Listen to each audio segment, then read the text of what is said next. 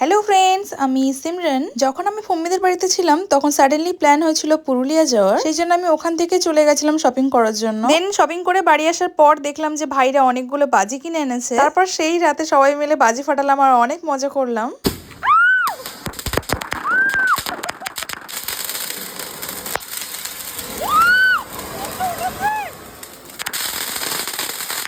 সরে সরে বাবা,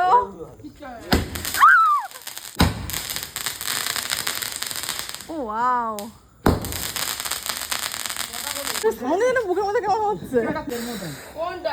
আমাগো চিচির করবে না তো? কিচ্ছু হবে না, পকেটে হলো বেরোবে। হ্যাঁ সিরিয়াসলি? ও মাই গড, ভয় লাগছে। কত দূর হবে এটা? এরা এরামি হবে। ধোঁয়ায় ধোঁয়া রে। তিনজন একসাথে একসাথে। এ পায়ে লেগে যাবে।